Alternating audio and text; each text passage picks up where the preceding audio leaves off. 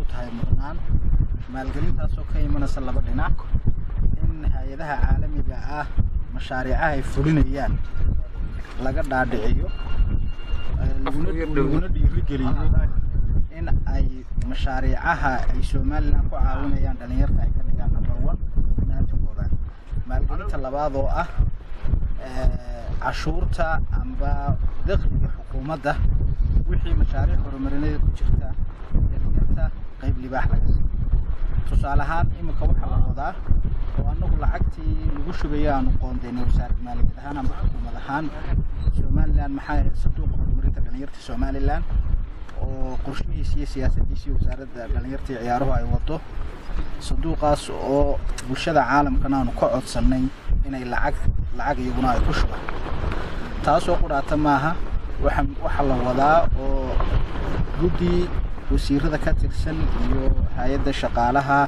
iyo madax kale ay ka tirsan tahay ayaa wada barnaamijkii shaqo qaran ee dhalinyarta loogu talagalay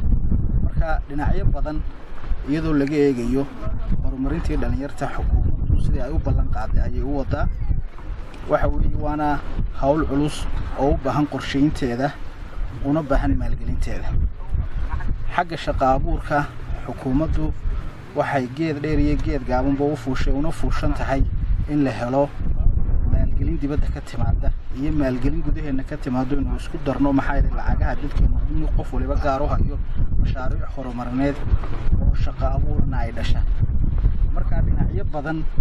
ayay xukuumaddu horumarinta maxay dhalinyarta ay ka soo galaysaa marka qodobka maalgelinta dhalinyarta hadday noqoto in ay iyagu qanacsiyo furtaan iyo hadday noqoto inay helaan shaqo abuur intaba xukuumaddu ku baahan tahay waana ku guda jirtaa insha Allah ta'ala dalkeena waa la arki doonaa waxaan ku soo dhaweynayaa wasiirka dhalinyarta iyo ciyaaraha kelmadiisa ku oran doona inuu dhagax dhigi doono maxay mashruucan qiimaha badan hay'adda ay nagala shaqeysay hawshana iyo madaxdeena waa u mahadnaqayaa